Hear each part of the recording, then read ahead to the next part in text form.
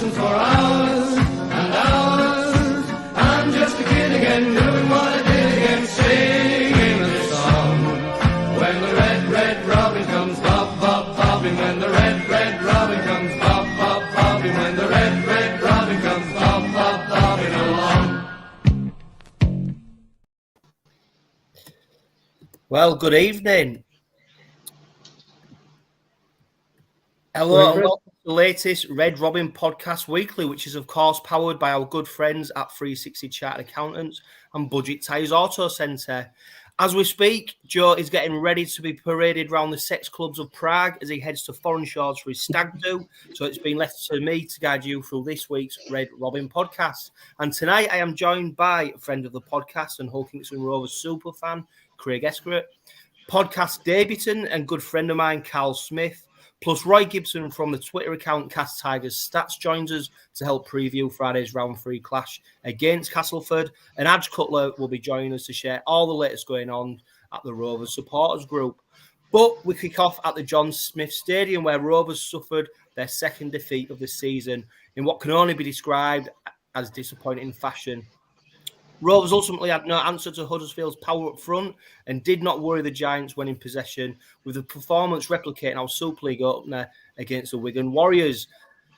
Craig, Carl, we was all there at the game, wasn't we? I'll start with you, Craig. How are you doing, mate? First of all, you okay? Yeah, not too bad. Pretty busy with it being half term. But apart from that, yeah, all good, thanks. Yeah, excellent. And Carl, how are you doing, mate? You okay? Yeah, good. Thanks, Chris. On the back of that frantic drive there and back on Saturday, a little bit calmer now and ready to give opinions. Yeah. Obviously, for people who didn't go to the game, the I don't know if it was the same for you, Craig, with the snow and weather and stuff like that. It was an interesting drive over to Huddersfield, wasn't it? Yeah, definitely. And I had my lad. It was his first away game, and he was like, "Daddy, do we have to go? You know, is the weather always like this?" So I was trying to explain to him that it is summer rugby and that the sun will eventually come out. But yeah, it was interesting. As soon as we got there, it stopped. Yeah, and it seemed like it was clear skies, and you thought, "Oh, it's not actually that bad." The weather was, the pitch was good. There was no rain, no snow. I think might have been a little bit of wind, but couldn't really tell in the stand anywhere. Yeah, it was. I think Hull definitely got the worst of the weather, didn't it? Because I think over in Huddersfield it seems to calm down a bit. And what you would say is that the weather didn't really have any bearing on the performance. Of course, so Carl, it did have a bearing on somebody lining up for the Robins, with 𝗪𝗏𝗏 Staunton not able to make the game because he was stuck in the foothills of 𝗂𝐿𝐵 because of the snow. And we a bit cheeky, we put out on social media about 𝗪𝗏𝗏 Staunton. It was so typical of Hull Kingston Rovers that he missed the game. He actually messaged us and said, "Look, mate, the snow was that bad. There was nothing he could do." And it was like he took it all in good jest and said, "Look, we're not having a go. It's just unbelievable. You couldn't believe it. It was so typical Hull Kingston Rovers." But obviously, we succumbed to a disappointing defeat at the hands of Huddersfield, didn't we, Carl? What was your thoughts prior to the game when you found out that Staunton wouldn't be lining up and that Garrett would be making his Super League debut? Yeah, I wouldn't say I wasn't so fussed, but with Garrett having a good 20 minutes the week before, I thought it was an ideal replacement, really. I mean, when you look at it in the bigger picture, I think Staunton did the right thing by being in that nice warm car, really, and sort of stayed there. So, but yeah, no, I thought it was pretty much a straight swap on the back of a decent 20 minutes the week before. So, yeah, he did a job, didn't he? Yeah, was you surprised, Craig, when you saw Garrett come into the side, especially with 𝗪𝗏𝗏 there being he ended up being water boy, didn't he, for the side? Did you think 𝗪𝗏𝗏 might have been the man who got the nod? Yeah, to be honest, I thought 𝗪𝗏𝗏𝗏 was going to start going up to the game. And then obviously when the news broke through, I actually thought it was a bit of a joke. I thought someone was joking around on Twitter. And, at the time I was like, geez, it's not good enough. But then obviously you hear after about the conditions that I was in, and then 𝗪𝗏𝗏𝗏 was actually in the car. Well, he was waiting for Staunton. You couldn't make it up. Like you said, that's Rovers down to a T. But to be honest, Garrett, I actually thought he did really well in his stints. I would have just liked him to be partnered up with Simms, because I think there was a period where he was with Greg Richards. I think, you know, Garrett coming into his first Super League game, I just think he needed that bit more experience outside of him. But to be honest, I thought he was brilliant when he came on, did his job, did the basics well. Yeah. Yeah, and very similar to Frankie Holton last week, wasn't it? Where he sort of answered the call late on and came into the side and definitely didn't let anybody down. For me, I think he was one of the standout players. I think he really stood up, and especially to come into the team at such short notice, it must have been difficult for him. But it showed how eager and enthusiastic he was to make a name for himself in the side, and it's going to be difficult for Tony Smith this week, isn't it? Because obviously he's been named in the squad. Whether he goes with him within the match day squad on Friday night. But if we go through the tries, I mean, I think it took Huddersfield 26 minutes, I think, to get the first points on the board, and to be fair, that doesn't really tell the tale, does it? Because Rovers were battered pretty early on, wasn't they, Carl? And it took Rovers a long while to get any hold of the ball and have any meaningful possession. But Huddersfield sort of running right, weren't they, in them early minutes? Yeah, I mean, to be honest, I think I said to you at half time, it was obviously 3-0.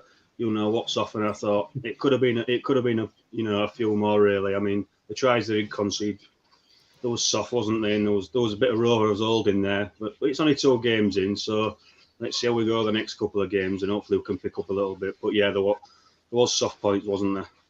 Yeah, and it was actually 17 minutes when Huddersfield scored, and it was Chris McQueen who went over the try line after Leroy Cudjoe competed with Ryan Hall for a high kick, and he managed to get the ball and then offload it back inside to Chris McQueen. And I was a bit disappointed with how Ryan Hall sort of coped with that. I thought he could have done a bit better, but that try for Huddersfield was probably just rewards for their early dominance, wasn't it, Craig? Yeah, 9 times out of 10, you back Ryan Ball to catch that ball. And when that happened, I kind of sensed the way the game was going. I just thought it's not going to be our day. Like I said, 9 times out of 10, you back Ryan Ball to catch that. But I don't think he got the protection as well from the inside men.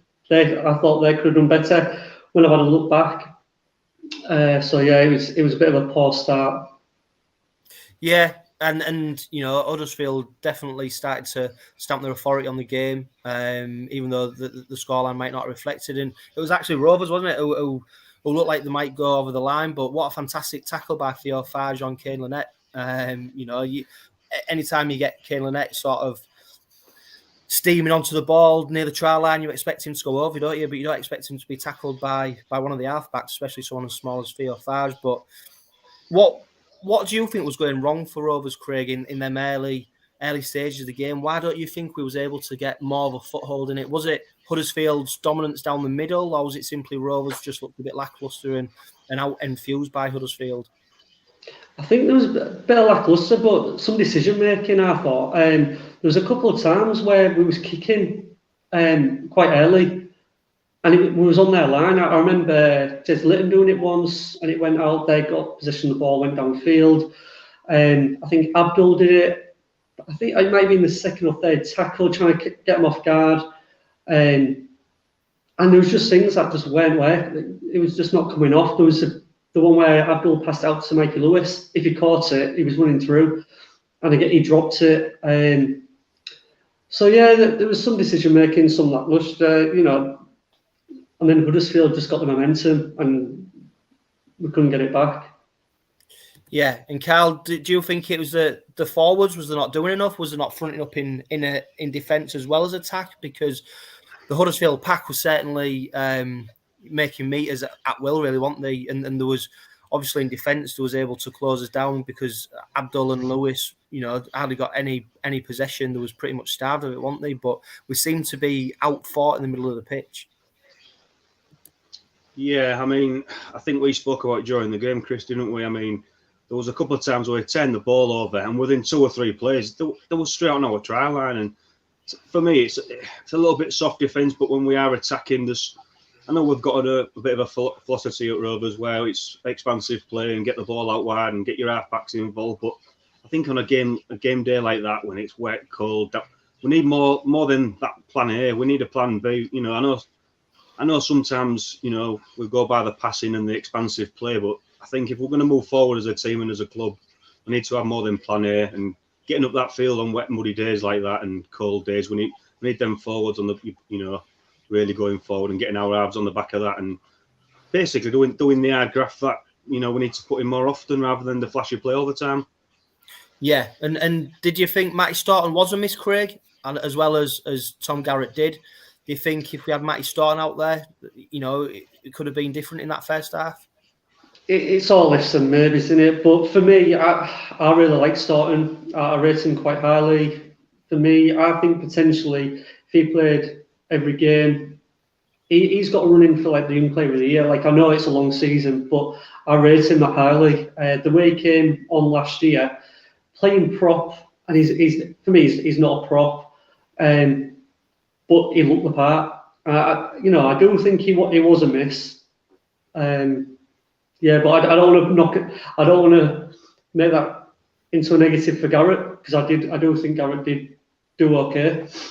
Yeah, and another forward who was obviously missing is 𝗵𝗿𝗶𝘀, who was serving the first game of his suspension. And me and you, Cal, we've talked about in the past, haven't we, how Rovers don't seem to have a forward who goes charging into people, making things happen.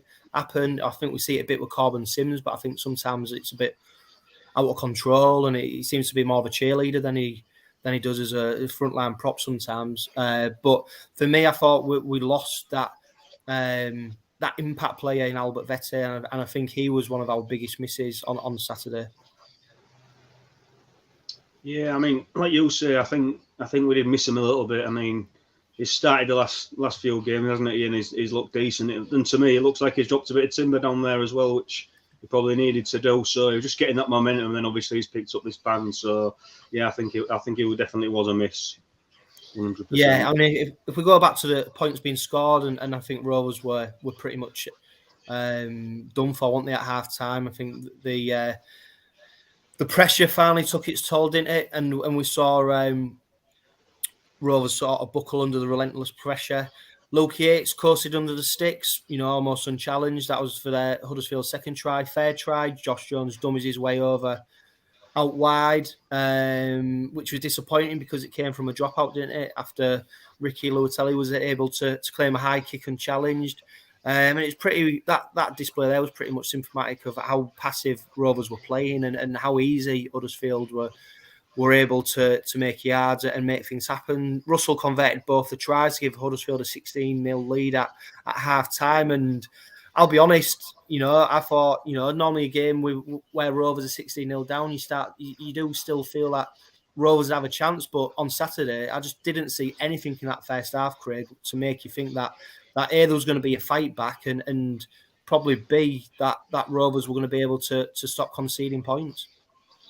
No, I totally agree with that. I think I felt for the first time in a long time that Rovers, just in my opinion, I thought Rovers gave up. It was like they felt sorry for themselves because nothing was going their way. Now, I might be totally wrong, but that's how I felt. I agree totally, Craig. Yeah, you agree with him, Cal? No, I totally agree with Craig, 100%. I mean, I won't say they give up totally, but they were sort of waiting for something to happen rather than going to make it happen. I think you even said it on the terraces, Chris, maybe 10 minutes into the second half. You were sort of waiting for something to happen, and it was just sort of never there. And like I just said a second ago, they needed to make it happen. It didn't happen, and we all know what happened, you know, throughout the second half and the final result. So yeah, 100% with Craig what he's saying, and yeah, definitely. Yeah, of course, the podcast is being streamed live on Facebook, YouTube, and Twitch. So if you was at the game or you've got any thoughts, please put your comments down so we'll bring them up and we'll discuss them. Because there was a fantastic travelling support, wasn't there, Craig?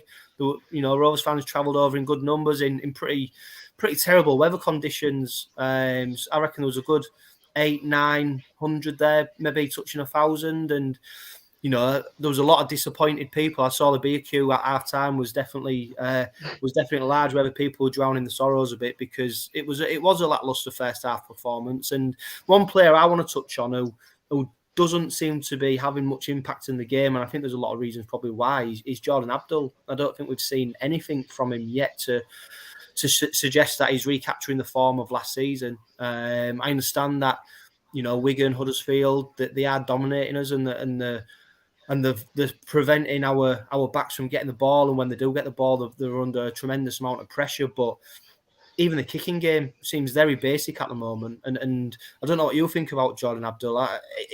I think he was maybe waiting for something to happen, for somebody else to make a spark, whereas as a supporter, he's probably the player that we look to make things happen for us. Yeah, you know what? I want to go back to like when Danny Maguire was here. Everybody, the expectations of Danny Maguire to set the team forward, and because of what Abdul did last year, again the expectations, you know, they're massive on him. You know, it's on his shoulders, and rightly so. But just something you said earlier about going forward, I felt like you can only play off a good pack. But you're also right in that we can't just rely on Abdul. It's, you know, there's a team full of 17 players there. Someone else has got to step up to the plate, make a decision. You know, whether it's the hooker, whether it's Mikey Lewis, the fullback. You know, you've got experienced players like Ken Lynette. You know, someone get a foothold and just do something different. Try speak to the coaching teams. There was under the sticks enough times. Get the message out to say this isn't working. We need to change it up.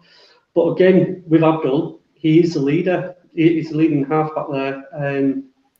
Is it down to him? You know, I don't know. I think there's some experienced players. But it was interesting because I think Tony Smith said in his interview this week that Abdul, obviously he wants that England call-up, but he's got to start bossing people about. He's got to do it more often. He's got to be more confident. So, yeah, I don't personally think we should just rely on Abdul. There's other experienced players there to take the lead as well.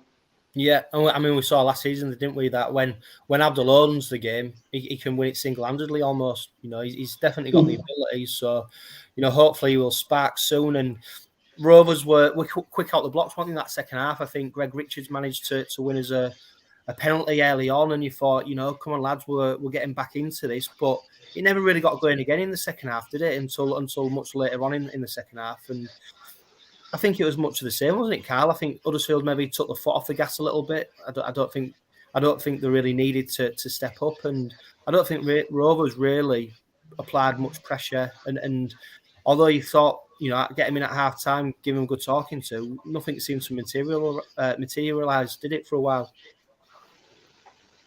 No, I think you pretty much made sense there. I mean, I think Rovers had that, was it 15, 20 minutes in the second half where they looked okay. They got a couple of tries and whatnot, but as a whole, I think Huddersfield had sort of dropped off by then. And there was a little bit huff and puff from Rovers, but I just think, you know, we need to sort of chill out a little bit. We're 2 games in, and I get what people are saying in regards to Abdul, and we should be doing this and we should be doing that, and he should be bossing the team around. But I just think we're 2 games in. Let's not get too carried away. And look into the next game. Sort of just basically, you know, baby steps and climb them mountains in the next few weeks and get rolling. Basically, get combinations going, and hopefully we can keep the same guys on the field and get some continuity in the team. Yeah, and we saw Takairangi get off the mat, didn't we, with his first try of the season.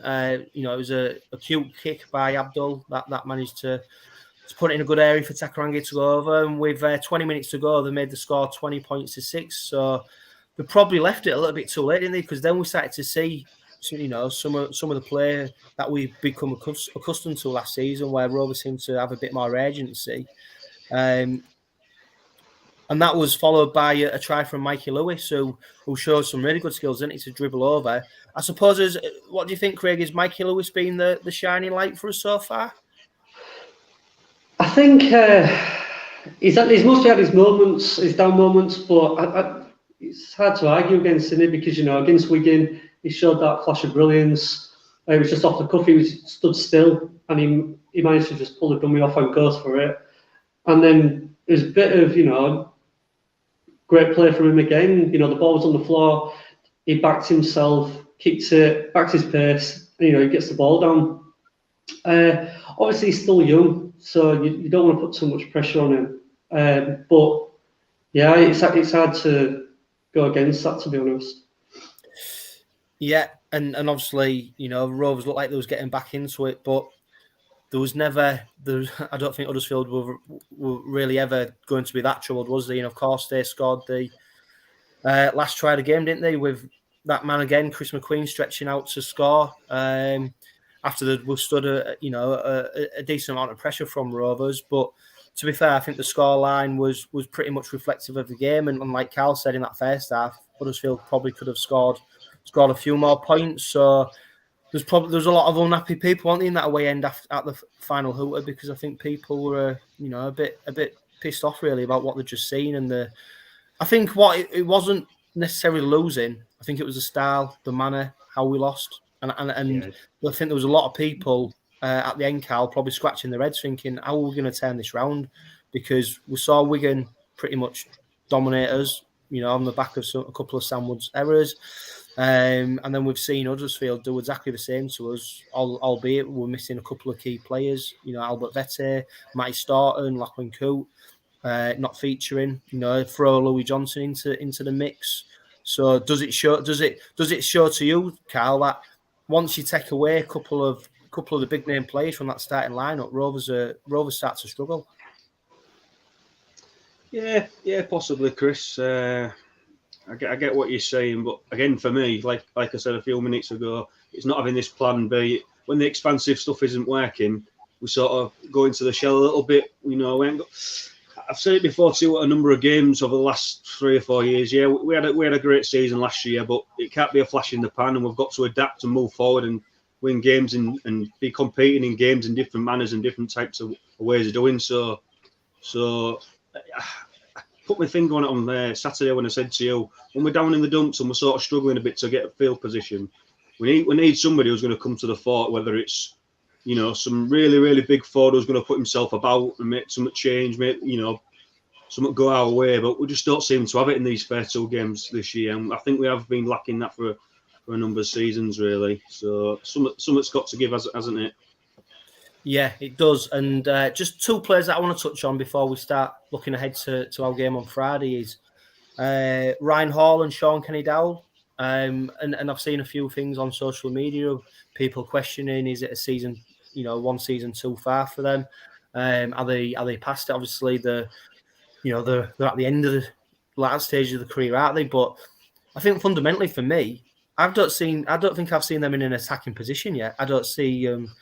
I don't think they've had enough ball yet, and I don't think we can really comment on that left edge until we actually start shipping the ball out there more regularly. And I don't know what you think, Craig. Do you think they're past it and over the hill, or do you think we need to give them the ball a bit more? And because they've shown, haven't they, that last season that was our go-to edge. That's where things were made to happen.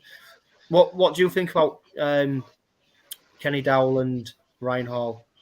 Yeah, I don't think they're past it at all. I don't think they've been given the opportunities as of yet near the try line, or to get out our own half. Like, I think last year we saw a lot of Kenny-Dowell and Ryan Hall that play the balls, making meters. I don't think in the last 2 games I've seen a lot of that. Like, I might be wrong, but I can't remember seeing a lot of it. I don't know whether Tony Smith's biding his time. Like I know he said about the warmer weather this week, so when it's harder ground, they're our place to go to. But no, I'd like to see him have more ball. But yeah, definitely not over the hill yet. Yeah, definitely not. And I totally agree with that, Craig. And one player who came up with a couple of errors against Wigan was obviously Sam Wood, obviously facing his former side, the Huddersfield Giants. What did you make of his performance on Saturday, Carl? I wouldn't say it was any worse than anybody else on a Rovers shirt, really. It's like I say, Chris, it's still early. Yeah, he had a bit of a clang of that Wigan game, didn't he? And I think he'll get the next couple of games and give him the benefit of the doubt from the coach. I mean, if he carry on making mistakes, then obviously it's time for somebody else to come in.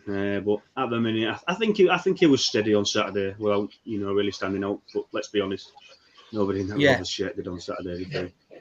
And I think if we sum up Saturday's performance in one word, I think we'd pretty much say it was disappointing, wasn't it? Yeah, 100%. Yeah, definitely. I was expecting so much more, wasn't you?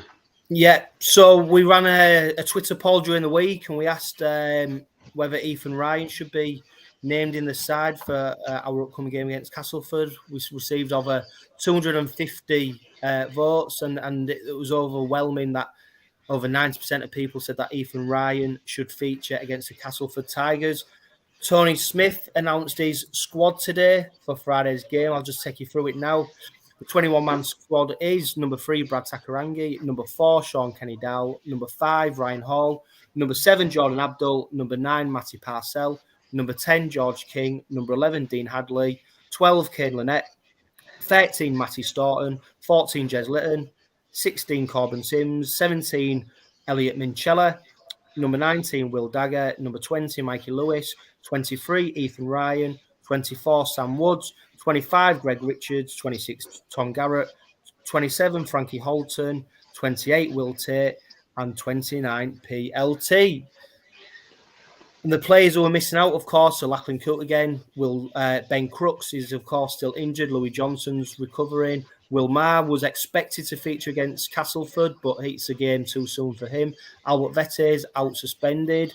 And news that broke early this week is that Rowan Milnes is suffering from an injury. Of course, he wasn't named in the Huddersfield side on Saturday because of injury, and he misses out once again against Castleford. What do you make to the squad there, boys? Obviously, there's a couple of names coming back, 𝗿𝗵𝗿 and 𝗵𝗿𝗏𝗏. Do you expect to see big changes on Friday night? I don't think so. Again, something Carl said earlier about we're 2 games in. We need that consistency, get that fluency there. But yeah, I don't think there will be massive changes. I think with Dagger being named in the squad, you know, did he go for a scan? Was it Monday or Tuesday or something? Yeah, that's right. Yeah, Tony Smith said that he was going for a scan and he was waiting to see if it was a fracture. Obviously, it looks like it isn't because I can't imagine him being named in the side if he was injured. So it looks like he'll be good to go. And you'd imagine, wouldn't you, that if he's named in the squad and he's good to go, he'll probably be our starting fullback on Friday night. Mm-hmm. Yeah. And do you want me to go through the team? Yeah. So Craig, you give us your starting 13 for Friday night. Yeah, I've gone Dagger, Hall, 𝗪𝗓𝗍, Tucker. It was a toss-up between Ethan Ryan and Wood, but because, you know, Wood, I think he recovered from the game against Wigan. I've kept him in it. Abdul Lewis in the halves, King, Staunton as props, which I know I said Staunton isn't a prop, but I think I've got to have him on the pitch. 𝗵𝗨𝗏 starting hooker, 𝗀𝗇𝐿𝗀 second row, Frankie Holton second row, and Hadley loose forward. On the bench, Jez Litton, Minchella, Garrett, and Sims. Yeah, and we've just had Mr. Hull Rockers join us. He says, "Hi lads, just joined the stream. I think Minchella will tighten up the middle for us. What do you reckon, Carl? Do you think Minchella is named in the squad? Is he nailed on to start on Friday night, or at least be? I don't think. Yeah, I think he'll be involved, but I think he'll be off the bench, Chris. He's obviously been very cautious with him so far, hasn't he? So it'll just be step by step, to get him back. I'd imagine. Yeah, so and I see him being on the bench. I think you're right, Carl. I think supporters, you know, I think 𝗿𝗵𝗿 he's obviously chomping at the bit to get back, isn't he? But I think don't expect miracles. You know, he's still finding his feet, isn't he? He's only played, you know, relatively a short amount of minutes since his career, his injury. So as good as it is to see him back in the side, and hopefully, you know, running out on the pitch against Castleford, Craig, should supporters be not expecting too much from him? No, I think it'd be unfair on us to, you know, like you said, he's been out for a long time. He didn't play in any of the pre-season friendlies, but he played in Dewsbury, which was obviously 2 weeks ago. I think I might be wrong in this, but I'm sure Tony Smith said he would have been in the squad if he wasn't late for the Huddersfield game. So I think, you know, what 𝗵𝗁𝗴 does bring, he does bring that aggressiveness that sometimes we can be lacking. You know, his defence, it is good, ball in hand. You know, again, that's very good as well. He's very silky, but yeah, you've got to give him time. Yeah, definitely. Hold that thought, because we're going to introduce Roy from Castleford Tigers Stats. We're going to go through the Castleford squad. We're going to get his perspective on Castleford and get a bit of a different view there, because obviously Castleford have lost their 2 opening games of the season. Lee Radford there. Easter lads under a bit of pressure at the moment. I don't think Cas fans are happy. Roy's going to give us his opinion and hopefully give us the opinion of the Cas faithful. So I'm going to introduce him now. Hi, Roy. How are you doing? Not too bad. How are you? Yeah, thanks for joining us. We've just gone through the Rovers squad for Friday night. And for the benefit of you and everybody else who's watching and listening, we'll go through the Castleford squad. We've got number 1, 𝗪𝗿𝗡, number 2, 𝗪𝗿𝗏, Jordan Turner at number 3, 𝗵𝗏𝗡 number 5, number 6, Jake Truman, number 8, Liam Watts, number 9, Paul McShane, number 13, Joe Westerman, 14, Nathan Massey, 15, George Griffin, 17, Mahir Fanua, 19, Tyler Heppy, 21, Alex Sutcliffe, 22, Daniel Smith, 23, former Robin Greg Eden, 24, Chase Blair, 25, Matagi, 28, Brad Martin, 29, Sam Hall, 31, Gareth O'Brien, and number 32, Kane Robb. The players who were absent are Danny Richardson, Jake Mamo, Kenny Edwards, of course, former Robin, George Lawler, who's suspended, Callum McClelland, Fecky, and Jackie O'Neill. So, what do you make to that squad, Roy? It's as strong as it can be, I think. We're going to be bolstered by having Massey available. That's the big thing everyone's sort of pinning a bit of hope on, is Massey will give us a bit more go forward in the middle, because he's reliable in that first and second phase, coming out from the back and just powering up the field. So hopefully he can do some jobs there. Yeah, obviously, first time out against Salford, suffered a 16 points to 26 defeat. And then obviously last Thursday, 34 points to 10 defeat at the hands of the Warrington Wolves.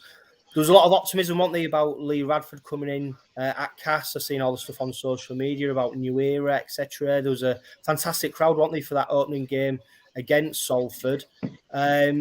What is the feeling around Castleford at the moment and amongst Castleford supporters about where the team is at the moment? Tell you what, it would have been nice to have a win at the start, would it? But I think it would have given Lee a bit more time, rope, whatever you want to call it. But I think people are getting a bit jittery because of the new era and all of that sort of social stuff that came with that. People were expecting, and so far we've not performed as well as we could do, or as well as we should have done. Time will tell whether that Salford outfit are better than everyone thinks they are, if you see what I mean. And we'll look back at that loss and go, oh, fair enough, they were decent, actually. And against Warrington, again, a very good side, coached by a very good coach. And it's time will tell whether those 2 losses are actually indicative of the wider season, or are in fact big markers that there were things wrong early doors and things that needed to be fixed. But it's slightly too early to tell really about how well it's going. I think everyone's giving 4 or 5 games to see how we go. If we get none out of those 4, then it's some serious questions are going to get started asked. I think what people are looking for is a bit of positivity, something to look at and go, oh, if we just did that for 80 minutes, we'll be all right. But there's nothing to really look at. There was a great try that Turner finished off where it just looped over the top and he just plucked it out of midair and plonked it down straight in front of the sticks, which is a moment of genius. However, that's all we had for the game in terms of our attacking prowess. And so, you start looking at stuff and start to think, where are the tries coming from? Where's that creativity in the final third? All of that sort of questions are already slightly starting to be asked, but I think there's a bit of time to be given as well at the same time. Yeah, and of course we've become accustomed to Lee Radford's style of rugby league while he was at Hull. Very forward dominated, strong down the middle, etc. Is he brought that style to Castleford, do you think?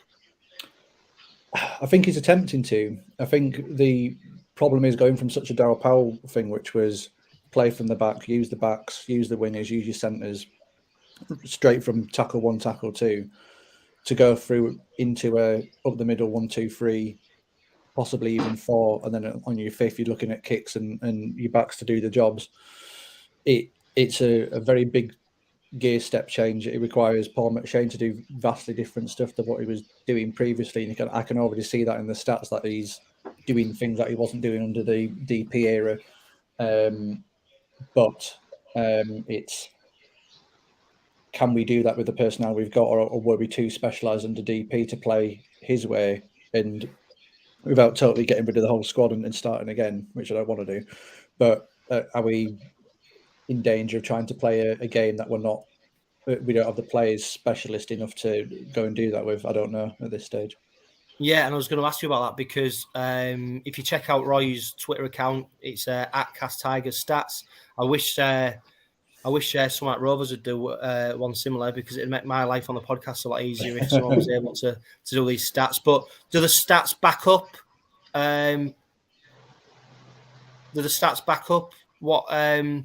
What the performances are like at the moment, or? I think they reflect it. So looking back at round 2, Joe Messerman played an absolute blinder, which is why he got stats man of the match. But 𝗵𝗿 was doing 49 tackles in a match, which is indicative of a very heavy defensive performance. Who else? George Laura were doing 42. So with him out, there's going to be someone else who has to step up and do 42 tackles or something similar if we're going to have a really big defensive phase.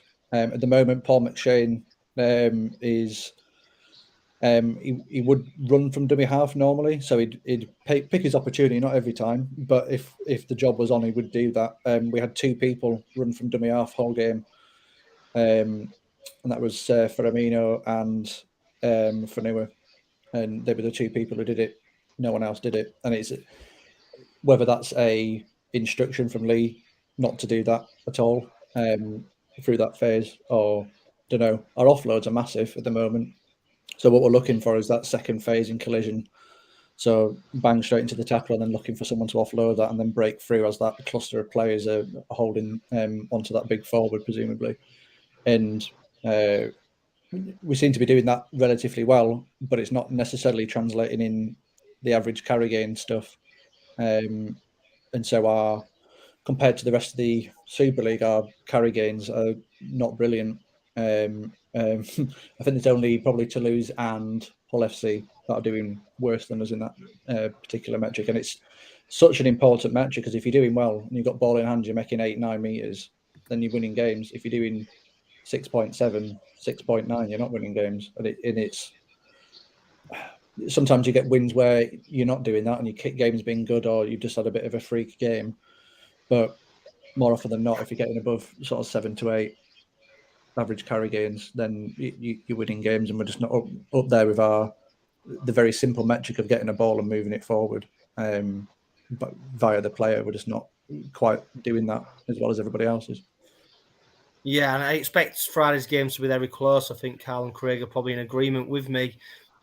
If Cass are to go on and get a victory, who do you think will be the players who are gonna be the difference on the Castleford side?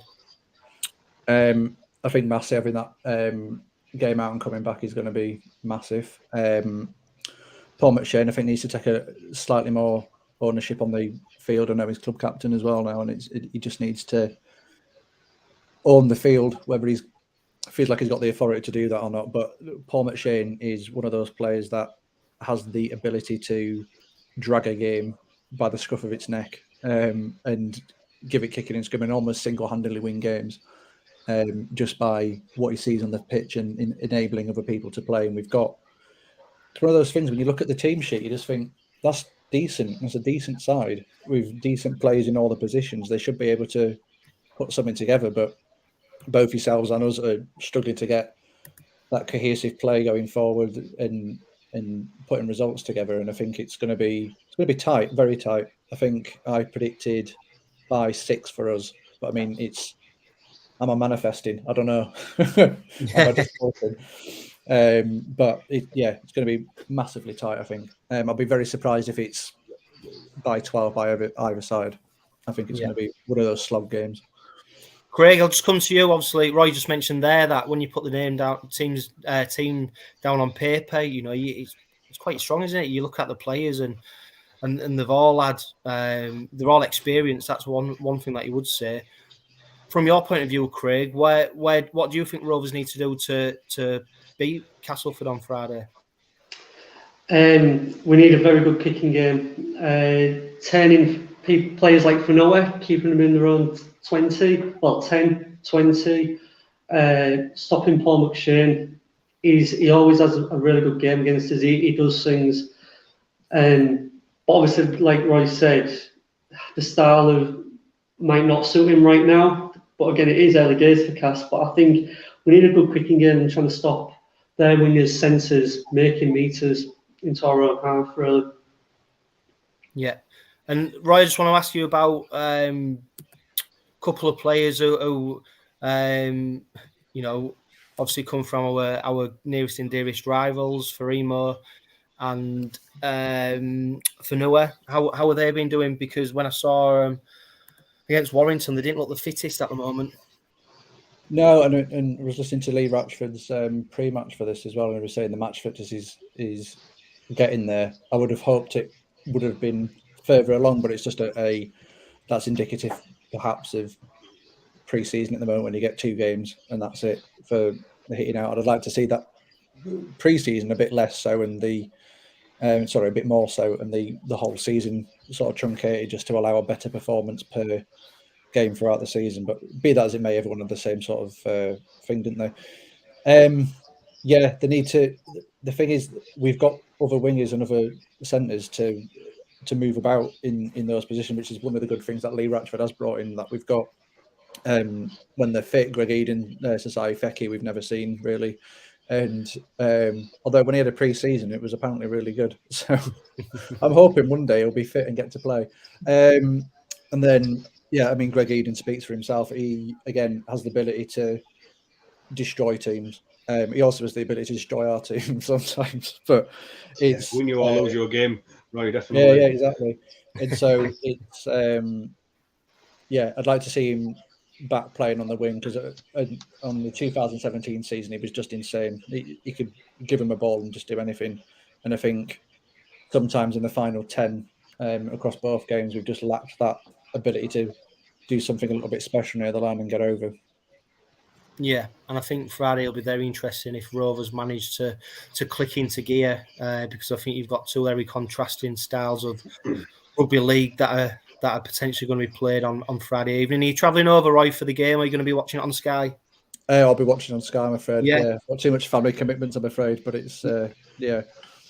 Yeah, well, hopefully there'll be a decent cast following, because it's always a special occasion Friday night under the lights at Craven Park. So I'm hoping it's going to be an exciting game. The last 2 performances from Rovers haven't been that entertaining, so we've become accustomed to a certain brand of rugby league, and we haven't seen it for a while. Although I do hope it's as entertaining it is, it ends up in 2 points, and it's not just a great game for people watching at home. But I really appreciate your time, Roy. If you just want to let us know where people can follow you on Twitter, because there's some great information that you're pumping out. Twitter's at @CastTigersStats. I'm on Instagram as well. I'll try and keep both of them up to date, but the Twitter's where it's at. It's just a lot easier to put statistics down in text form than it is pictures. But yeah, it's a lot of work, but a lot of good fun as well. And I started it I was curious what everyone else was doing as well. So I keep full team stats from everybody, and then all the player stats is just Cast Tigers. There'll be too much to do everybody's, but looking to do round on round improvements based on last year as well. So there's loads of more stuff coming up. Excellent, Roy. Well, we'll definitely keep in touch, especially when Rovers travel over to Castleford. So for now, Roy, take care, and we'll speak to you soon. All right, absolute pleasure, guys. Have fun. Bye-bye. Bye-bye. See you, Roy. See you, Roy. Yeah, guys. So obviously, be an interesting game on Friday night, couldn't it? Carl, I'm going to come to you. What changes in the Rovers lineup do you expect to see on Friday night? I think myself and Craig touched on it earlier, Chris. I don't think there'll be a massive amount of changes. Any changes will be forced. as I said, by Tony Smith. I keep banging on about it, but we've only played 2 games. Let's try and get a bit of continuity, and let's basically back the boys and let's keep going. And hopefully we'll turn it all around. Yeah, and I think that is definitely one thing that needs to improve in terms of backing the boys is we need a good atmosphere. We need to get behind them. I don't think the supporters, me included, you as well, Carl, Craig, I think we need to really back the boys and make an atmosphere. We've got a bit of a reputation amongst, people at Sky Sports and neutral supporters about the atmosphere at Craven Park, and I don't think we can afford to have a repeat of the Wigan atmosphere, because I think Castleford will capitalise on that, and I think it'll actually give them a lift. The quieter the East Stand is, I think the more the opposition thrive on it. So it don't make it. We don't want to make it easy for Castleford, do we? We want to make it as intimidating and as difficult as possible. One of the players who definitely won't be featuring is Jimmy Kinehorst on Friday night.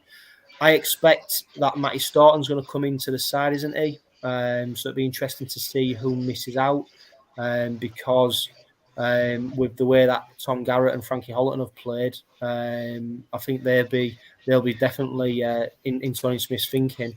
Is Greg Richards potentially one player who might miss out, Craig?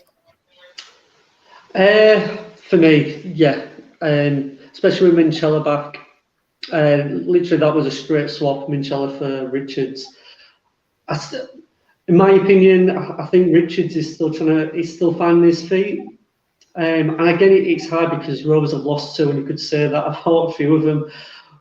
But yeah, I'm just struggling with Richards. So, what he brings, which it might be a bit harsh. And I hope he does go on to prove me wrong. I hope if he does play, he puts some big hits in. He makes meters. But yeah, that's the one change for me. And what do you think, Carl? Do you think Greg Richards will be the one who misses out? Yeah, I think we touched on Saturday on the way back, didn't we, Chris? Does he still look like a championship player? It's sort of neither there or here is he. He's not really bringing much to the table. That's just not to say he's not trying. I just think he's going to need some more games in the long term to sort of see some improvement out of him. But yeah, I think he'll miss out. For me, the one big change would be I'd really like to see Ethan Ryan play. I think it's a cast team that doesn't have a lot of pace in it, and I think we need to try and exploit that. And I think Ethan Ryan is definitely one player who would be able to do that. I'd keep Sam Wood in the squad though. I'd bench him and use him. What I was impressed with Sam Wood on Saturday was his carries and the way he brought the ball out. And I think his size makes him a difficult player to defend against. And he's definitely, his fitness levels will be really good. So I think he could be someone who does a job for us. Obviously, in a number of positions, he was signed as a utility player. From what I've seen in the 2 games we've played in Super League, I don't think wing's his best position. I think we need to go with a specialist winger. I think Ethan Ryan brings that, and we've seen, what Ethan Ryan can do in both attack and defence. So that would be definitely one change that I would make. I'm going to put you on the spot, Craig. What's your score predictions for Friday night? I'd say 26-14 Rovers. And I'll go the same with you, Carl. Yeah, I'm gonna go 18-12 Rovers. Yeah, Can I just question though, Chris? Yeah, go on. Do you start 𝗵𝗱 or do you start 𝗀𝗏?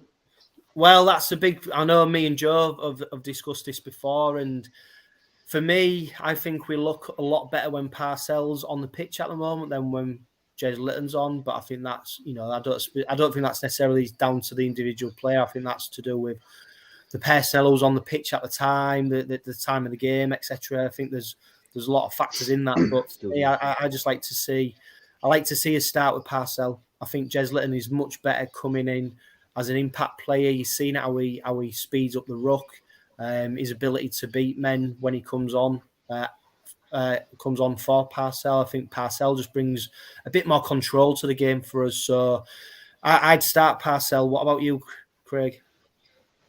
Yeah, I think I'll be starting 𝗵𝗱 as well. Some of the same reasons for you. I think Lytton will be a future, starter without any doubt. But yeah, I think we've mostly seen the best of Lytton when he comes off the bench, and the opposition are a bit tired, and he's got that that pace, and he, he's running through the gaps. So yeah, I'm going for Parcell to start. Yeah, be very interesting, won't it, to see whether Tony Smith, changes that up or whether he perseveres with it. And we've also seen where they've both been on the pitch at the same time, haven't we, as well? But we haven't seen them dominate, opposition. Bearing in mind it's only 2 games in, but we haven't seen them dominate yet, have we, like we did last season? I'm not going to put you on the spot, Cal, for a score, but I'm going to give you the odds which have been supplied to us by Mark Charles from N. Charles Bookmakers up in Bridlington. If you're ever up there, go lose your money with them because they help us with the odds.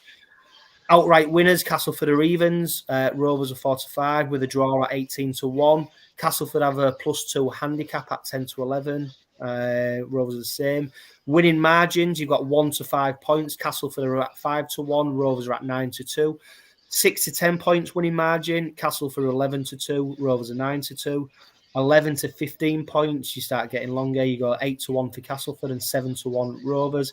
16 to 20 points, 10-1 Castleford and 8-1 Rovers. I can't imagine the score being anything as high as that. I think there's a bit of value there in 6 to 10 points for either side, really. You expecting a tight game, Carl? I think so. I think this time Radford's got big boys coming out the back, hasn't he? So I don't think the conditions will suit Rovers. So I think it'll be tighter than we actually think. Hence the scoreline that I suggested 2 minutes ago. So yeah, I think it'll. I don't see it being a big score, to be honest. Yeah, and we've got a few comments. We've got Mr. Hull Rockers who's saying start Parcell, bring list on later. It went really well last year. I think we all agree with that. Penthorn to get to a flying start. Matt Parcell has to start.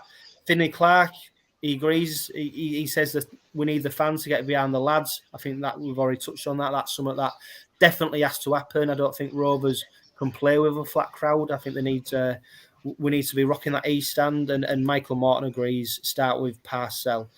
It's going to be interesting, isn't it? I think it's going to be a bit nervous. I think people are going to be a bit worried because we don't want to go 3 from 3, especially with St Helens up next. But I'm going to introduce another Rovers fan now who no doubt will have his own opinions. Adz Cutler, he's been on the podcast before, absolute Rovers legend. He's raised money, etc. for the club. He's done lots and lots of stuff. He's going to give us an update with the RSG, and I'm going to get his thoughts on where Rovers have been doing so far. Adz, how we doing, mate? You okay? Yeah, I'm very good, thank you. Hi, chaps. How are you all doing? Right, Adz. Yeah, how are you doing? Good? Yeah, Carl, Craig. How are you? Yeah, sorry to keep you waiting, Adz. We've just been talking about Friday night. Obviously, it'd be good to get your perspective on how Rovers have done for the first 2 games of the season. It's still early days, isn't it? But we're probably nowhere near hitting the heights of where we was last season just yet. I think most of us are a bit disappointed first 2 games. I think we've been a bit flat. Our scoring going forward, what? Two tries first game, couple of tries second game. If this had been the summer last year, you'd have been scoring 20 odd points. If you're going 18 points down in any game, no matter who you are, it's always a battle to come back. And if you're 18, 20 points down at half time, you've got to be a very good team to come back and win. So I'm disappointed. I think the team we're not playing bad, but the opposition ain't playing up to now that well. I don't think Wigan were brilliant, and I don't think Huddersfield had to be brilliant to beat us. That was the disappointing thing. It was a bit like the Catalan games. I thought we let ourselves down in Catalan. That's not all the games, but at the end of last season, we let ourselves down in that last game, and I think we've done the same in these 2 games. So I'm hoping to see, like you're saying, a bit more speed, come out really enthusiastic. You've got to start well in games. You can't go 2 or 3, and they've been easy tries, haven't they? I missed a lot of the second half on Saturday because I wasn't very well. I had to go and sit on the bus, and that wasn't the game. I was off, but I missed it. But when I watched Sky Sports and watched them tries, sloppy try at the end. So where you built the Rovers fans with them like a couple of tries just to say, hey, we're not that bad, and then they just spin in a tackle and score. That's disappointing when you see tries like that. We defended so well against Wigan last year, didn't we? Absolutely superb. Don't seem to quite have that and the go forward seems to be lacking a little bit. Hopefully, they'll start clicking at some stage, because we know they've got it in them. We're just a very slow start. So I'm a bit disappointed, and I think a lot of supporters have been. Yeah, and I think the two words that you mentioned there, speed and enthusiasm, we you know, you can't question the work rate. You know, they're working hard, the boys want it, but we just don't seem to have that speed and enthusiasm for. That was such a hallmark of our game last season, and you know, maybe we're guilty of looking at last season too much, and obviously, you know, it's a bit of a you know, a few new players have come in, like Coote, Sam Wood. You know, it's a bit of a new look team, but maybe we shouldn't be looking to last season too much, and we should let Tony Smith sort of work his magic. But the point is, we don't want to go into Castleford, lose that game, and then we've got St Helens up next, and then all of a sudden... It's not very forgiving, is it? This isn't in this game. I mean, obviously you've been talking about the performances up to now, but for myself, the Wigan game, I don't slang players off. It's not my way of doing things. Sam Wood, I liked him last season. I still like him. He's still doing okay. He made a couple of errors. Players don't normally drop the ball and have 2 tries score against them, so he's very unlucky.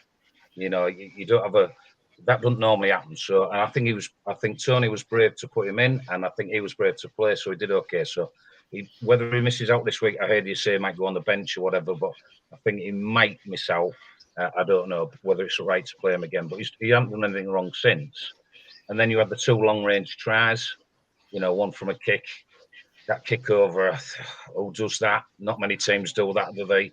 And the other one where Coote had come in, we didn't have a full back there, and you know it was poor in that way.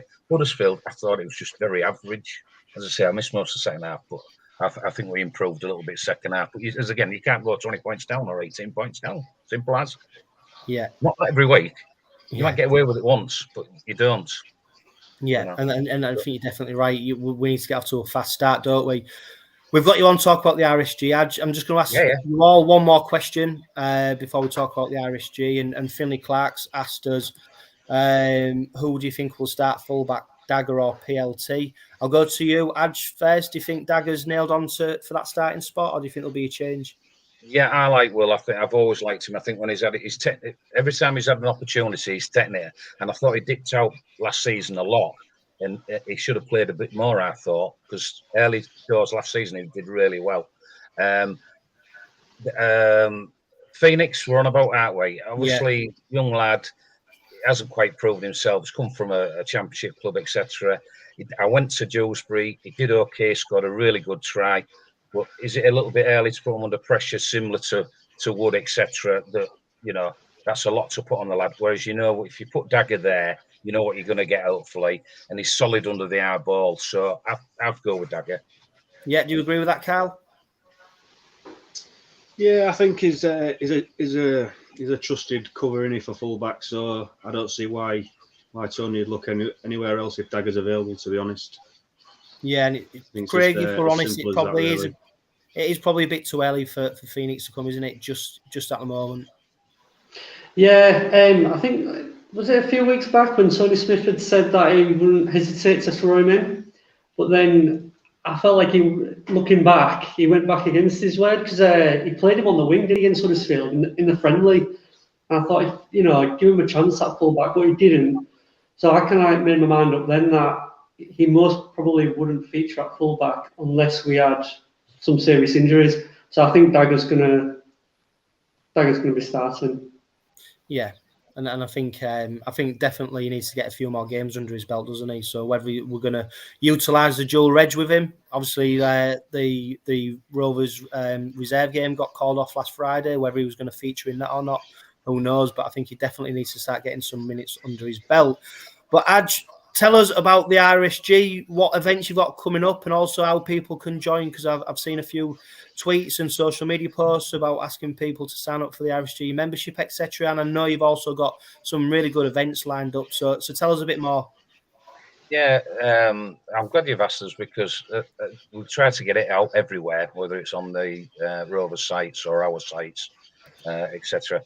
Starting off this Saturday, you probably know Mandy Brookfield and Ivor down at the Bank pub on Ulmis Road. they're regulars. I think they're doing a race day on this Saturday, but the funds they raise, that's coming to the RSG to help the academy. So if you're passing the bank on Saturday, pop in there for a pint. It's not going to cost out. You go in there, just have a little bit of fun, buy a raffle ticket. So that's this Saturday. Our next sort of biggish event is, we haven't had one because of COVID the last couple of seasons, is our fans forum, which is very popular. So we'll have a panel at Rovers, and that's going to be on Tuesday, the 1st of March. If you're an RSG member, we'll have a list of names there. If you come, it's free to come in. If you're a non-member, it'll be £2. But if you join, you don't pay the £2, obviously. Can you sign up on the night, Adge? Yeah, so we'd love that. We need more people to sign up. The panel's going to be up to now. Things might change a little bit, but Tony Smith, Dave Hodgson, Sean Kenny Dow, Paul Lakin. I don't think Paul's going to be in all night because he's doing something else, but he's going to pop along. And Ben Lazenby. I don't know if you know Ben. Ben's part of the Academy Scholarship setup.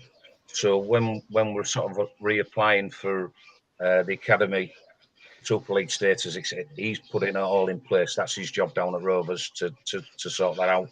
So on the night, we'll do our normal stuff. We'll have a raffle, etc. Question and answer. And bar's open, obviously. We'll do a raffle. I think I mentioned a raffle there. I'll be selling some race tickets for. I'll tell you about that in a second. So yeah, we're doing. There's a draw as well. So even if you join up on the night, there's a £100 draw. So all our members that are currently in, and anybody that joins on the night, will do a live draw for £100. And that's not money that's being given by RSG members through membership. That's been a donation. Somebody has wished to give it and do it for that cause. So it's not taking money away from Rovers. That's being given separate. So that's on Tuesday, 1st of March. So if you pop along to that one, not a problem. And then there's no ads. You don't need to book or anything. You can just turn up on the night. No, we've done it a few times. No, I think that we seem to get our numbers. We can have up to a couple hundred in there. So I don't think there'll be a problem. We tend to sort of get that. That's 𝗂𝐿𝐼 are going to film it as well for people. But if anybody can't get there and they've got any questions, they want to send it to us, that's not a problem. You know, we'll do that. So that's that one. I'm just looking up here because I've just got a piece of paper up here with the ex-players one. We're doing a joint race too. You had Wayne Parker on the other week. Great interview with Wayne. And as you know, Wayne and the ex-players have a lot of really good causes, community stuff, looking after ex-players, doing all sorts of stuff. They also have a good little time and we get together with the lads and ex-players, and that's what it's about for them. So we're doing a joint race too. So we sort of share the money's raised on that one. And that's going to be on Sunday, the 6th of March in the afternoon. So I'm doing tickets for that. It's £3, but that gets you the entrance, it gets you some food, and it gives you a bet as well. So it doesn't cost you out really, but it's just to get the numbers. I've sold about 60 tickets for that now, and that's not including the ex-players that are coming. You'll get your Parkers there, you'll get your old stocks there, you'll get your normal players coming along. So come and have a little chat. It's a nice big club. It's a Trinity club on South Courts. The facilities are really good. Cheap beer, get yourself along there. So if you want tickets for that, just give me a shout. So that's the ex-players one there. So that ex-players RSG. So that's that one. So yeah, that's what we've got coming up. Membership. When we was at our peak of our membership, when we got relegated the time before, we went up to about 800 because people thought he was real desperate for money and the club needed it and everything.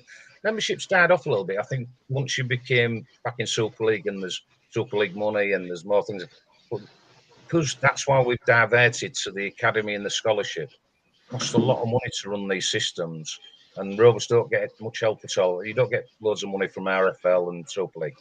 So all the money that we raise, Jason Netherton, Rob Wilson, etc. If they've got any ideas, they'll send us an email and say, look, we're looking at doing this, that, can you help us? And 9 times out of 10, we'll help them. Our biggest contribution this year so far is for Paula Cullen, and she's the welfare officer down at Rovers, and she supports the youth, the academy, the young people that are down at Rovers, and she's their welfare officer. And as far as I know, up to now, we're the only club that's got one. That's a massive tick in the box going forward. and we basically sort our wages out. So we've got to keep raising a certain amount of money to pay that, and we've committed to that for a year, and we'll see where we stand next year. We supply the academy with equipment that they need, and support in different ways. So it's so important. So if people want to join the RSG, then go on the website. You can go on the Rovers website and click a link, or just message me. I'll always take your money off you and join up. You know, so we're doing the right thing. We try our best. And just going back to your supporters in general, you was on about the East Stand and everything. What we need to do at Rovers, all the people are saying it's a bit quiet and this one. Well, it's not just the East Stand; it's all supporters. So even if you don't normally sing a shout on Friday. You know what I mean? Don't say it's quiet over there and not do something yourself. So we need all the supporters to shout and bawl and get behind them, as you say, create an atmosphere. But it always helps what happens on the pitch. We all know if Rovers score first, then the atmosphere is created. If there's a doubt and you're going 18, 20 points down, it's very difficult to create an atmosphere. It is, because it is difficult. So, but let's start off and everybody join in, you know. So, and do it. I mean, I don't. The Friday night with the fireworks and all, it's great. And Craven Street's fantastic, but we need results on the pitch to sort of complement that, don't we? Yeah, totally, Adge, and you're right. If you can, you know, get behind the boys, and we've seen last season, haven't we? It works. If you support them, you know, it makes things happen. So I'm fully in agreement. I'm too old to sing. I can only do one song now, so that's give us an hour, and that's it. I don't want to, you know, that's it. I've gone then. So, yeah. You know, the young ones, get the young ones. I was 60 this year, and I'm still there, and I'm still supporting, I'm still shouting. So, well, you know, get everybody doing it. So 60, Adge. Well, I didn't realise you was that young. Thank you. That young. Yeah, you don't. I tell you what, it sneaks up on you, Chris. It really does. Yeah. You just don't know. No, but there's some fantastic events there, and you know, you've definitely reminded me I need to renew my membership for the Irish team. Please. Yeah. You'll do that, and what we're not brilliant. It's only volunteers. There's me, Keith, Andrea. There's only a small committee doing it, but at the end of the day, we try our best, and all we can do with the memberships now. We used to do membership cards and all this lot, so people encapsulate it and do all this, and then people didn't collect the membership. So what we're doing now regarding memberships, people join, we'll get your email address, and you'll get newsletters and you know, and stuff like that, so you know you remember. So you'll get events and stuff, you know, private to your email. So that's how you know you remember them.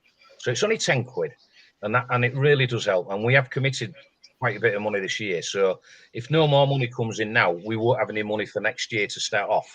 I mean, we sponsor Matty Staunton as well. We've done that for quite a few years now. So, you know, it's good to have that link with the player. So, you know, I know sponsorships have been a little bit difficult for Rovers this year. I don't think every player is sponsored. And so they need people to. So, but you're asking everybody. What we find, we're asking the same people for money over and over again. So, and it's, you know, sometimes I want to have a night off, if you know what I mean. But if somebody comes up to me and wants to offer me money, I'll take it. Yeah. But just text me and say you've paid me, because I'll forget. Yeah.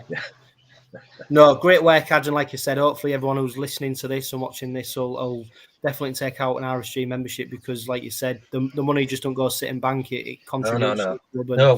Well, if you ever went to one of our meetings, when people are, there's no point in having 15, 20 grand in your bank, is there? Because you've raised the money to do things with it. So we generally don't have a lot unless we know we're committed to set payments. We make sure there's enough to cover those payments.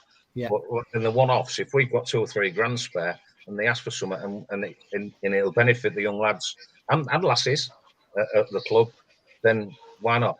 You know, because while we're helping them there, other people's money's helping Rovers in other ways. So, you know, it's hard. All clubs need it. It's in just Rovers. You know, you struggle. There aren't many rich clubs out there, is there? No, and there's not much money to be made in rugby league, is there? So that's for sure. But I want to keep you on edge, because I caught up with David Hall yesterday for Heritage Cast number 17, Obviously, Dave Hall, an absolute legend at the club, over 350 odd appearances, Challenge Cup winner, Premiership winner, Championship winner, absolutely red and white through and through.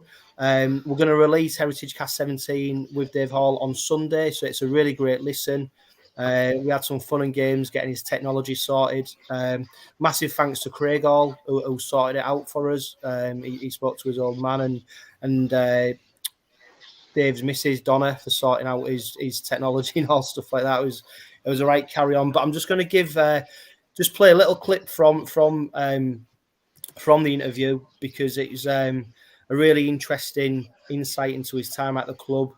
We spoke about him growing up in East Hull as a young lad, about him obviously playing at Wembley and lifting the Challenge Cup trophy, about Roger Millward, that infamous game against Queensland, about playing for Great Britain. It's a really interesting listen, and it'll be available on podcast, on YouTube. It should also be available on Facebook, and we'll be releasing that on Sunday. So I'm just going to play this little clip, and it's where Dave talks about his son Craig, and obviously how proud he is that he's been able to forge a career in rugby league, and a successful career as well. So if you just bear with me 2 seconds.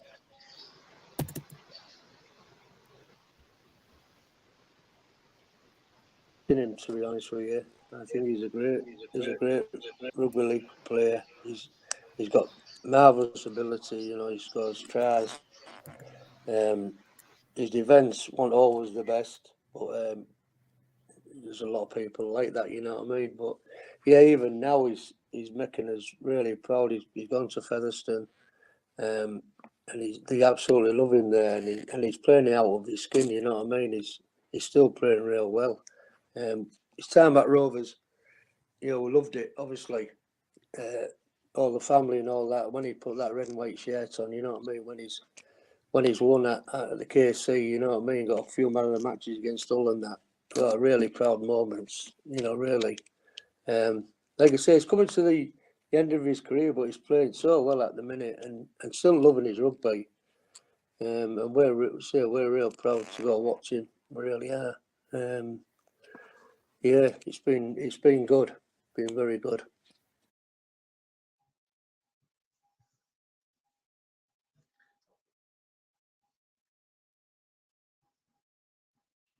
You're muted. Everybody's muted. I was just going to say, obviously, Dave, it must be a player that you've got many fond memories of. True. Well, one of the gentlemen as well of the game. You know, the whole family. You know, they're very close. They look after each other. They really do, and obviously they know the whole Stocks and 𝗵𝗵𝗴 and all this lot. They're very close. I'm fortunate that I pop along to some ex-players' do's when they have the golf days. I help them out at 𝗵𝗱, and I do see Hawley. I'm saying regular, but I see him, and it's always lovely to have a chat with him. Like he says, back in his playing days, they were awesome. They were sort of, you know, a bit like you fill those.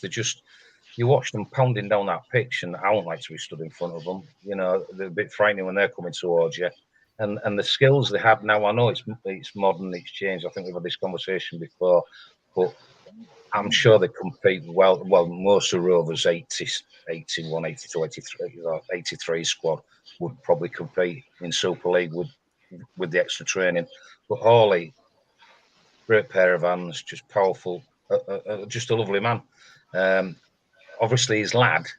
I've had a bit to do with his lad, because obviously we try and support him when he was at Rovers, and you know, try and keep players there. We didn't want to see him go, and he didn't want to go, but he's become a bit of a hero down at Featherstone. I've been to watch a couple of games down there when he's played, and he's still got it. You know, he still puts man of the match performances in. He gives it 100%. He's still like his dad says. He's still doing it, and even though he's nearing his end of his career, he's still got a bit about him. So he's still going to be playing for another year or two, I would imagine. Contracts will be that. Whether he goes and then to a lesser, you know, a lower division or whatever, I don't know. Depends what he's doing out of work. Hopefully he gets sorted out of rugby, and has a career doing something else and successful. So I wish the whole family all the best. Yeah, brilliant. Thanks for that, Adj. And like we said, that's going to be out on Sunday, and we've got lots of RSG events coming up where people can go down, and also we want people to sign up to the RSG. So for now, Adj, take care, and we'll speak to you very soon. Thank you very much. Cheers, Craig. See you, Carl. See you, Adj. See you, Adj. Take care, mate. What an absolute great guy, yeah. The RSG, Craig, do some amazing work, don't they? And it's vital that we support them. And it's crazy to think that last season we was talking about not even having an academy, you know. How crazy would that have been if that had happened? So thank God it didn't, and it's fantastic that the RSG are able to support the club in raising the money, isn't it? Yeah, definitely, and it's one of the things I try to explain to people who don't watch rugby league, or they ask about Rovers. It is a family club. It's community. It's people are just willing to help. Just not help the present, but the kids that are coming through. So I think the work they do, it's unbelievable, and credit to them. Yeah, very good. So we're going to finish off this week's Red Robin Podcast Weekly with our predictions for Round 3 Super League. We start on Thursday night. There's 2 games. We'll start with Leeds Rhinos versus the Catalan Dragons. Craig, we'll start with you. Which way do you see this one going? I'm going Leeds. Leeds? Yeah, definitely. Yeah, Leeds. Leeds. And what about you, Carl? Yeah, I'll go with Craig. I don't see Catalan as being as potent and as consistent as it was last year, and with them being away, Leeds for me. Yeah, I think injuries starting to bite at Leeds out there. I saw 𝗵𝗵𝗀. It was announced that he's out for at least 10 weeks, and I think they've got a number of other players out injured. I think Catalans will be too strong for them, so I'm going to go for a Catalan Dragon victory. The other game that night is Wigan Warriors versus the Huddersfield Giants. Obviously, Huddersfield are 2 from 2 after victories over Toulouse, and of course, us, Wigan, have also started very strong. Which way do you see this one going, Craig? I'm going Wigan, just on the basis, you spoke about I will go forward earlier. I think Wigan's pack will be too strong for them. So I'm going Wigan. And you, Carl? Yeah, you'd expect Wigan to be up there with the pack and they've got now, and I think they've got Evan Frenchie back shortly, and they're pretty much at full strength, so Wigan for me. Yeah, Huddersfield lost 𝗪𝗓𝗄 today, who transferred over to Toulouse. I think they actually paid a transfer fee for him. I do think it's going to be a tight game, but I think with Wigan being at home and seeing some of their strike players have got, and especially the pace of Jai Field, I think it's going to be a Wigan Warriors victory. We go to Friday night, of course. We've got Hull Kingston Rovers v Castleford. Craig's already stuck his neck out and predicted a Hull Kingston Rovers victory. What about you, Carl? Which way is this one going to go on Friday night? Yeah, I said earlier, didn't I? 18 points to 12 for Rovers. Yeah, I'm staying positive. I haven't changed my mind in the course of this podcast now. Yeah, I'm staying positive, mate. I'm going to go Rovers all the way on Friday night. The other game on Friday, which is, of course, an 8 o'clock kickoff as well, is St Helens at home versus Wakefield Trinity. Saints look pretty formidable at the moment, don't they? They look like the standout team. Can you see Wakefield going to St Helens, Craig, and beating them? Not for me. To be honest, though, they did shock me the way they played against Catalan. I didn't know whether that was Catalan being poor or Wakefield were good, but yeah, I think St Helens are going to be way too strong for them. And what about you, Carl?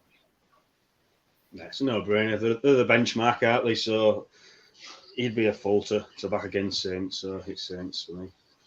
Yeah, and although Wakefield have lost their 2 opening run games, they have been very close, haven't they? But I can't see St Helens slipping up against Wakefield. So it's a St Helens victory for me. And then Saturday, we've got 2 more games. We've got our rivals, our bitter rivals, take on Salford Red Devils, who are probably a bit of a surprise team at the moment, 2 from 2. I don't think people would have predicted that prior to the start of the season. Which way do you think that's going to go, Craig? I think it's Connor and 𝗪𝗏. Don't say it, Craig. Don't say it. No, I'm not going to. I was just thinking. I can see you thinking it. Don't say it. Connor might get red carded again, so I'm going Salford. Good lad. What about you, Cal? I'm going to probably proper controversially. I'm going to say Salford by a point, and it's going to be Mark Sneed's left foot that does the job. Yeah, I won't be surprised if Sneed kicks him to death, really, because I think he'll have a point to prove. I'm going to go for a Salford Red Devils victory, and the tea time kickoff on Saturday is Toulouse versus Warrington Wolves. Toulouse, yeah, interesting. They've not really done that well, have they, at the moment? And Warrington Wolves are looking very formidable. Do you see a surprise result here, Craig? No, Warrington are going to be way too strong again. I think, Toulouse, obviously, they haven't had a lot of time to sign players with the Championship final. How late that was into the year. But they need a lot more quality in that team, from what I've seen anyway. So, yeah, I'm going Warrington. And you, Cal? Yeah, I totally agree. I think there's a lot of Championship players in there who just aren't super quality. So, as you said last week on the podcast, Toulouse.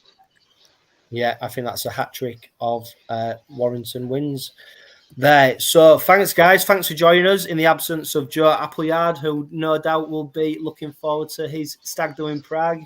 I hope he has a great time. I'm sure he'll be listening to this. And well, I know he'll be listening to this. It was great to have Roy talking about Castleford, Adge Cutler talking about the Irish G. We've got the Heritage Cast number 17 out on Sunday with David Hall. I've just managed to line up our next Heritage guest as well, so we'll reveal that very soon. And of course, the main game this week is Hull Kingston Rovers versus Castleford Tigers. 8 o'clock kickoff on Friday night, live on Sky Sports under the floodlights at Craven Park. If you go in, make sure you sing your hearts out, get behind the boys, and let's cheer them on to victory, because I know that Craig, Carl, and me are absolutely desperate to get off the mark. Of course, this week's podcast has been powered by ~$360 Chartered Accountants and Budget Tyres Auto Centre. And like I said, Craig, Carl, thank you very much for joining us this evening. So let's hope it's a Red Robin victory on Friday night.